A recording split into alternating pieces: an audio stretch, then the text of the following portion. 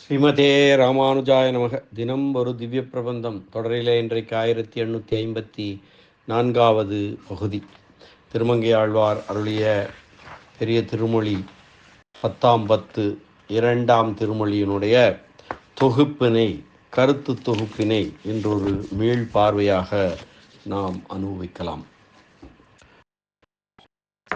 இதற்கு முந்தைய திருமொழியிலே, அதாவது 10 முதல் திருமொழியிலே, ஆழ்வாருக்கு இந்த கொடுமையான உலகத்திலிருந்து நலம் அந்தமில்லதோர் நாடாகிய பரமபதத்திற்கு செல்ல வேண்டும் என்னும் விருப்பம் கிளர்ந்து, எம்பெருமான் இனி நம்முடைய விருப்பத்தை நிறைவேற்றாமல் விடமாட்டான் என்கின்ற நிச்சயமும் தோன்றி பரமபதத்திற்கு பயணம் புறப்படுவதாகவே மகிழ்ச்சி கொண்டு பிறந்தகத்திலிருந்து புகுந்து வீட புறப்படுகின்ற பெண் தான் நெடுநாள் வசித்த இடத்திலே தன்னோடு மிகவும் முகம் பழகி நட்பாக இருந்த சில பெண் பிள்ளைகளை பார்த்து சென்று பணிந்து, நங்காய் நான் போய் வருகிறேன், மாதே நான் போய் வருகிறேன் என்று சொல்லி வருவதற்கு சில வீடுகள் ஏறி இறங்குவது போல ஆழ்வாரும் தமது புக்ககமாகிய பரமபத பயணத்திற்கு பூர்வாங்கமாக தமது மிக்க ஈடுபாட்டிற்கிடமான சில திவ்ய தேசங்களிலே சொல்லிக் கொள்வதாக நுழைந்து புறப்பட்டார். 18 திவ்ய தேசங்களை அனுபவித்தார். ஒரு பெண் திருமணத்திற்கு அலங்காரங்கள் செய்து கொண்டு தன்னால் ஆகக்கூடிய அனைத்தையும் செய்து முடித்தாலும் தாலி கட்டக்கூடியவன் தகுதி இல்லாதவனாயிருந்தால் அந்த அலங்காரமெல்லாம் பழுதே ஆவது போல இந்த ஆழ்வாரை கொண்டு இன்னமும் பல பாசுரங்கள் பாடுவிக்க திருவுள்ளம் பற்றின எம்பெருமான் இவருடைய திருப்பத்தை நிறைவேற்றாமல் தன்னுடைய திவ்ய அவதார லீலைகளை அனுபவிக்கும்படியாக காட்டி கொடுத்தான். அவற்றிலே இலங்கை போர்க்களத்தில் ராவணன் உயிர் துறந்தபின் மாண்டு போனவர்கள் போக மிகுந்திருந்த அரக்கர்களும் தங்கள் உயிருக்கு மன்றாடக்கூடிய நிலைமையிலே பெருமாளுடைய வெற்றி செல்வத்தை எடுத்துரைத்து பாசுரமிட்டு பேசி மகிழ வேண்டும் என்கின்ற ஆசை ஆழ்வாருக்கு கிளர்ந்தது. அந்த வெற்றியை தம்முடைய வாயாலே பேசுவதை காட்டிலும் தோற்றுப்போன அரக்கர்களின் வாயாலே பேசி அனுபவத்தில் நன்று என்று திருவுள்ளம் பற்றினார். சமான தன்மையில் இருந்து கொண்டும் அந்த வெற்றியை பேசலாம் என்றாலும் கூட நீராடவாராய், பூச்சூடவாராய், காப்பிடவாராய் முதலான பாசுரங்களை பெரியாழ்வார் தம்பாயால் பேசாமல் யசோதை செல்லும் பாசுரமாகவே பேசினது போல திருமங்கையாழ்வாரும் அந்த வெற்றியை பேசுவதற்கு இட்டு பிறந்த அரக்கர்கள் பேசும் பாசுரமாகவே அருளி செய்கிறார். ஆனாலும் மகா பாவிகளான இராட்சசர்களின் நிலைமையை இவர் ஏறிட்டு கொள்ளுதல் தகுதி இல்லையே என்று சிலர் சந்தேகப்படக்கூடும். விபீஷன் ஆழ்வான் இராட்சச குலத்தில் பிறந்திருந்தாலும் அவரது நல்லெண்ணம் காரணமாக எப்படி எம்பெருமானுக்கு வேண்டியவராகிறாரோ அதே போல இந்த அரக்கர்களும் தங்களுடைய தோல்வியையும் பெருமானுடைய வெற்றியையும் பேசுகிறார்கள் என்னும் காரணம் கொண்டு இவர்களுடைய தன்மை ஒருவாறு ஏற்றுக்கொள்வதற்கு குறையில்லை. உண்மையில் விபீஷன் ஆழ்வானுக்கும் இந்த அரக்கர்களுக்கும் நெடுந்தூரம் உண்டு. ராவணன் நல்ல நிலைமையில் இருக்கும் பொழுதே அவனை விட்டு தொலைத்து ராமகோஷ்டியிலே சேர்ந்து ஓய்வு பெற்றவர் ஸ்ரீ விபீஷன் ஆழ்வான். இந்த அரக்கர்களோ ராவணன் மாண்டொழியும் தருணத்திலும் ராமபக்தர்களின் கோஷ்டியிலே சேர்ந்து ஓய்வு பெறாதவர்கள். ராவணனையும் மற்றும் பல அரக்கர்களையும் போல எங்களையும் கொன்றொழிக்க வேண்டாம் என்று தங்கள் உயிருக்கு மன்றாடுகிறார்கள் என்கின்ற அளவே அன்றே விபீஷன் ஆழ்வான் போல உண்மையான அடிமைத்தனத்துக்கு இசைந்து தொழவில்லை. ஆயினும் ஆழ்வாருக்கு இந்த விஷயத்திலே ஆராய்ச்சி செல்லவில்லை. ஏதேனும் ஒரு வழியாலே பெருமாளுடைய வெற்றியை பேசுகிறார்கள் என்னும் அந்த அளவே கொண்டு உகந்து அவர்களின் நிலைமையை தாம் ஏறிட்டு கொள்கிறார் எனலாம். இந்த இடத்திலே பெரியவாச்சான் பிள்ளையனுடைய உரை வாசகத்தை பார்க்கலாம். தமக்கு பிடித்தமான ராமனின் வெற்றியை எதிரிகள் பெயரில் எழுதப்பட்ட பாசுரத்தாலே அனுபவிக்கிறார். அங்கு நடந்த வெற்றி தமக்கு இஷ்டமாகையாலே விருப்பமாகையாலே அந்த வெற்றி கிழக்காய் தோற்ற ராட்சசர் தன்மை பிறந்து பிராட்டிமார் தசை பிறந்து நாயிகா பாவத்தில் பேசுவது போலேயே தாமான தன்மை தோற்றாமல் தோற்ற ராட்சசர் பாசுரத்தாலே ராமஜெயத்தை பேசி அனுபவிக்கிறார் ஆழ்வார். இத்திருமொழியும் அடுத்த திருமொழியுமாக 2 திருமொழிகளும் இப்படியே அரக்கர் வாயிலாகவே பேசுவதாக அமைகின்றன. இந்த திருமொழியில் பாசுரங்கள் எல்லாம் தடம் பொங்கத்தம் பொங்கோ என்ற முடிவினை கொண்டு முடிகின்றன. இந்த தொடர்மொழி இந்த அருளி செயலில் தவிர வேறு எங்கும் பிரயோகிக்கப்பட்டிருப்பதாக தெரியவில்லை. இது ஒரு சங்கேத சப்தானுகாரம் என்றே தோன்றுகிறது. தோற்றவர்கள் தோல்வியாலே பறையடிக்க ஆடுவது ஒரு கூத்துண்டு, அது சப்தானுகாரம் என்ற இந்த அளவே பெரியவாச்சான் பிள்ளையும் அருளி செய்து குறையிலே அருளி செய்திருக்கிறார். ஆழ்வார் பரமபதம் செல்ல புறப்பட்டாலும் இவரை கொண்டு மேலும் பல பாசுரங்கள் பாடச் செய்ய திருவுள்ளம் பற்றிய பெருமான் இவருடைய விருப்பத்தை நிறைவேற்றாமல் தன்னுடைய அவதார பெருமைகளை காட்டிக் கொடுத்தான். அவற்றிலே இலங்கை போர்க்களத்தில் ராவணன் உயிர் துறக்கும் அளவிலே மாண்டு போனவர்களை தவிர மிச்சமிருந்த அரக்கர்கள் தங்கள் உயிர்களுக்கு மன்றாடும் நிலைமையில் பெருமாளுடைய வெற்றி செல்வத்தை எடுத்துரைப்பதாக இத்திருமொழியும் அடுத்த திருமொழியும் அமைந்திருக்கின்றன. இத்திருமொழி பாசுரங்கள் எல்லாம் தடம் பொங்கத்தம் பொங்கோ என்று முடிகின்றன. இது ஒரு சங்கேத ஒலிக்குறிப்பு. இதன் பொருள் தடம் உயர்ந்த இடமான ஸ்ரீ ராமபக்ஷம், பொங்க மேலோங்க, அதனால் தங்களுக்கு பொங்கியிருத்தலாம். பொங்கத்தம் பொங்கோ சப்தோச்சாரணம், தோற்ற தோல்வியாலே பறையடித்து கொண்டு பாடி ஆடுவதற்கூத்து. போர்க்களத்திலே அந்த பறை கிடைக்காமையாலே வாயாலேயே அப்பறை ஒலிப்பது போல ஒலித்து கொண்டு ராமனின் வெற்றி தோன்ற அரக்கர்கள் பாராட்டி பாடுகிறார்கள். ராமனிடம் தோல்வியுற்ற அரக்கர் அபயம் வேண்டி கூத்தாடுதல் இந்த தடம் பொங்கத்தம் பொங்கோ. 2ஆம் திருமொழி பாசுரங்களின் கருத்து தொகுப்பு இப்பொழுது. இரக்கம் இன்றி எம்கோன் என துவங்கும் முதல் பாசுரம். எங்களுக்கு தலைவனான ராவணன் இரக்கமில்லாமல் செய்த தீமை இப்பிறப்பிலேயே எங்களுக்கு பலித்து விட்டது பாருங்கள். இப்பொழுது நாங்கள் விரிவாகச் சொல்வதால் என்ன பயன்? ராவணன் மாண்டு போனான், இனிமேல் எங்கள் நிலைமையை யாருக்கு சொல்லுவோம்? வானர சேனாதிபதிகளே, இளைய பெருமாளே, அழகிய வலிய வில்லை கொண்ட ஸ்ரீ ராமபிரானே, அரக்கரினத்தில் இனி வெற்றியை சொல்லி கூவுவார்கள் ஒருவரும் இல்லை. தோற்றொழிந்த நாங்கள் உங்களால் உயிரிழந்து விடுவோமோ என்று பயப்படுகின்றோம். நாங்கள் அஞ்சினபடியை குறிக்கும் பொங்கத்தம் பொங்கோ என்ற ஒலியை எழுப்புவதே எங்களுக்கு நல்லதாகும். 10 நீள்முடியும் என துவங்கும் 2ஆம் பாசுரம். ஸ்ரீ ராமபிரானே, நீண்ட 10 தலைகளையும் 20 கைகளையும் 20 தோள்களையும் உடையவனான ராவணன் பெண்ணிடம் மனம் செலுத்தி தனது செல்வம் அழிய பெற்றான். இனி செய்யத்தக்கது அறிய முடியாத அவனது ஏவலரான நாங்கள் ஒன்றோடொன்று ஒப்பான 2 திருத்தோள்களையும் 1 திருமுடியையும் உடையவராய் ஒப்பற்றவரான தேவரீரிடம் இதற்கு முன்பு ஈடுபடாததனால் கெட்டுப்போனோம்.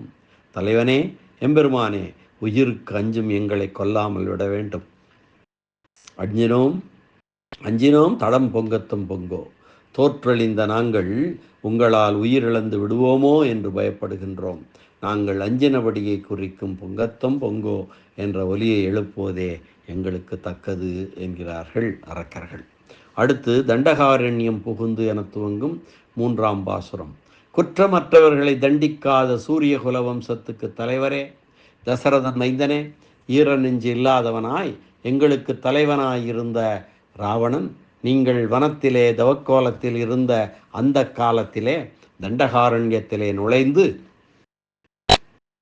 அழகில் சிறந்த சீதா பிராட்டியை அபகரித்து வந்து அந்த குற்றம் காரணமாக முடிந்தும் போனான். இந்த விஷயத்திலே எங்களுக்கு ஒரு குற்றமும் கிடையாது, எங்களுக்கு பங்கு ஒன்றும் கிடையாது. ஆகையாலே எங்களை கொல்லாது விட வேண்டும். பெண்ணிடம் கொண்ட பொருந்தா விருப்பத்தால் சாபம் காரணமாக கெட்டுப்போகும் இந்த அரக்கர் குலத்தை பற்றி நன்றாக பேசி நீ என்ன இருக்கிறது?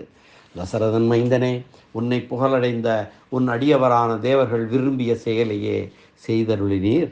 நாங்கள் உன் அம்புக்கு இலக்காகி உயிரிழப்பதற்கு அஞ்சினோம். தடம் பொங்கத்தம் பொங்கோ. எஞ்சல் இலங்கைக்கு என துவங்கும் 4ஆம் பாசுரம். ஒரு குறைவும் இல்லாதவனாய் இலங்கைக்கு அரசனாய் எங்களுக்கு தலைவனாய் இருந்த ராவணனை அவன் தம்பியான விபீஷணாழ்வான் முன்பு எங்கள் கண்ணெதிரிலே பணிந்து நின்று இந்த பிராட்டி அரக்கர் குலத்துக்கு நெஞ்சாகத் தோன்றியவள். அவளை உரிய இடத்திலே மீண்டும் சேர்ப்பித்தல் வேண்டும் என்று வேண்டி சொன்னான். அப்படி சொல்லியும் அந்த பாவி ராவணன் பணிந்து வாழ மாட்டாமையால் தேவர்கள் விரும்பியபடியே நாங்கள் துன்பப்பட்டோம். மனம் கமழும் பெரிய சோலையில் வளர்ந்த மயில் போன்றவளும் சுருட்சி, நீட்சி, குளிர்ச்சி, அழகு, மனம் என்னும் 5 வகைப்பட்ட குணங்களை உடையதாய் இருள் போன்று கருத்திருக்கின்ற கூந்தலை உடைய பிராட்டியை மீண்டும் அழைத்து கொண்டு போங்கள். உங்கள் இருப்பு எங்கள் உயிருக்கு ஆபத்து என்று அஞ்சுகின்றோம். நாங்கள் கொல்லப்படுவோமோ என்று அஞ்சுகின்றோம். தடம் பொங்கத்தும் பொங்கோ. செம்பொன் நீள்முடி என துவங்கும் 5ஆம் பாசுரம். செம்பொன்னால் செய்யப்பட்ட நீண்ட திருமுடிகளை உடைய எங்களுக்கு தலைவனான ராவணன் சீதை என்னும் தெய்வ பெண்ணை கவர்ந்து வந்து புதுமை மாறாததும் மனமுடையதுமான அசோகவனத்திலே சிறை வைத்த செயலே பெரிய குற்றமாய் தீமையை விளைப்பதாயிற்று. அதன் காரணமாக கும்பகர்ணனும் நிகும்பனும் போரில் மாண்டனர். ராவணனிடம் முன்பு தோற்றிருந்த யமனானவன் மனித வடிவை பூண்டு கொண்டு வந்து தோன்றி எங்களை அம்பு எய்து எங்கள் இனத்தையே இந்நிலையில் அழிக்கின்றது. எங்கள் உயிர் நீங்கிவிடுமோ என்று பயப்படுகிறோம், அஞ்சுகின்றோம். தடம் பொங்கத்தம் பொங்கோ. ஓதமா கடலை கடந்து என துவங்கும் 6ஆம் பாசுரம். அலை வீசும் பெரிய கடலை தாண்டி இலங்கையை அடைந்து பெரிய உயர்ந்த மரங்களை உடைய சோலையை அழித்து அசோகவனத்தை முறித்து ராவணனுடைய அன்புக்கிழக்கான அட்சயகுமாரன் முதலிய அவனுடைய மக்களையும் அந்தரங்க சேவகர்களையும் கொன்று காவலையுடைய இலங்கையானது கலங்கும்படியாக தீமூட்டி பிராட்டியிடம் தூது சொல்ல வந்த அனுமனிடமே உங்கள் சுவாமியான ராமபிரானுடைய தேவியான சீதா பிராட்டியை ஒப்படைத்திருந்தால் திருப்பி அனுப்பாமல் இருந்த காரணத்தினாலே அறிவற்றவர்களான நாங்கள் இப்படி துவண்டு நின்று துன்பப்பட வேண்டி இருக்கிறது. ஐயோ, உயிருக்கு அஞ்சினோம். தடம் பொங்கத்தம் பொங்கோ.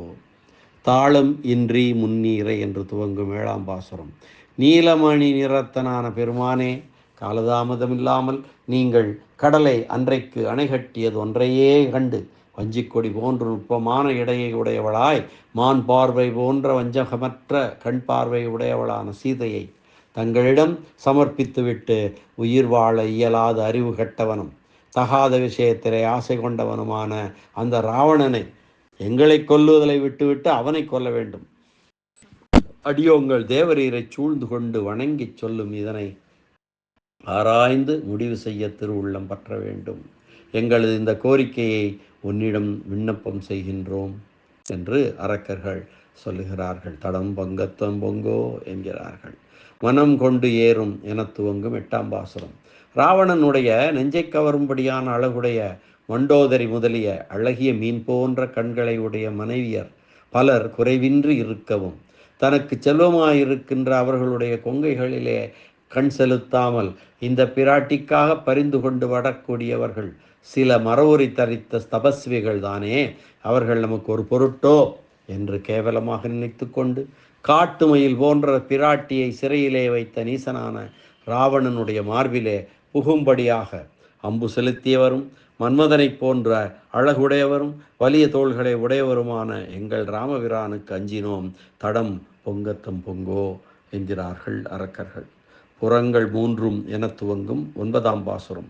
ஒரு கண்ணிமைக்கும் பொழுதிலே, ஒரு நொடிப்பொழுதிலே, ஒரு மாத்திரை நேரத்திலே முப்புறங்களையும் நெருப்புக்கு இரையாக்கிய சிவனுடைய அம்புகளை காட்டிலும் இந்த ராமபாணங்கள் கொடியவைகளாய் சுடுகின்றன. ஜாம்பவான் பரிந்துரை செய்பவராக அருகில் நிற்க வணங்குகின்றோம். எங்கள் நாயகனே, சூரியனுக்கு புதல்வனாய் வானரங்களுக்கு அரசனான சுக்ரீவனே, எங்கள் விஷயத்தில் நீ இறங்கி அருள வேண்டும், எங்களை கொல்லாமல் விட வேண்டும் என்று வேண்டுகின்றோம். இந்த பிரார்த்தனையே அடுத்தடுத்து சொல்லுகின்றோம். தடம் பொங்கத்தம் பொங்கோ. அடுத்து அங்கு அவ்வானவர்க்கு என துவங்கும் நிறைவு பாசுரம், பலஸ்ருதி பாசுரம். அடியார்களே, தேவர்களுடைய தேவலோகத்தில் உள்ள தேவர்களின் துயரம் தீரும்படியாக அழகிய இலங்கையை அழித்த சக்கரவர்த்தி திருமகன் விஷயமாக கிளர்ச்சியுடைய அடல்மா என்னும் குதிரையை நடத்த வல்லவரான ஆழ்வார் அருளி செய்த பொங்கத்தம் பொங்கோ என்ற இந்த வெற்றி பாசுரங்களை இந்த உலகில் எல்லா இடங்களிலும் பாடிக்கொண்டு கூத்தாடுங்கள். இப்படி செய்தால் தொண்டர்களே, உங்களுக்கு இந்த பிறவியில் ஒரு வகை துன்பமும் உண்டாகாது. இறந்த பின்பு நீங்கள் போய் சேர்ந்து நிலை நிற்கும் இடம் பரமபதமேயாகும். அதனை அனுபவத்தாலே கண்டுகொள்ளுங்கள். பொங்கத்தம் பொங்கு என்ற பறையொலியை வாயால் எழுப்புவது உங்களுக்கும் ஏற்றது என்று எல்லோரும் அறியச் சொன்னோம். வெற்றியோ வெற்றி என்று ஆழ்வார் கூறி பலன் சொல்லி இந்த திருமொழியை தலை கட்டுகிறார். இங்கே இந்த அளவிலே பெரிய திருமொழி 10 2ஆம் திருமொழி பாசுரங்களின் உரை விவரணம் நிறைவு பெறுகிறது. மீண்டும் நாளை அடுத்த திருமொழியின் முன்னுரையோடு நாம் சந்திக்கலாம். நன்றி, வணக்கம். ஸ்ரீனிவாச வெங்கடேச ராமானுஜதாசன் திருவரங்கம். சக்கரவர்த்தி திருமகன் எம்பெருமான் ராமபிரான் திருவடிகளே சரணம். அரட்டமுக்கி அடையார் சீயம் கலிகன்றி பரகாலன் கலியன் திருமங்கையாழ்வார் திருவடிகளே சரணம். இராமாயண பெருக்கர் வியாக்கியான சக்கரவர்த்தி பரமகாருணிகர் உரைப்பெருமன்னர் பெரியவாச்சான் பிள்ளை திருவடிகளே சரணம். ஆழ்வார் எம்பெருமானார் ஜீயர் திருவடிகளே சரணம்.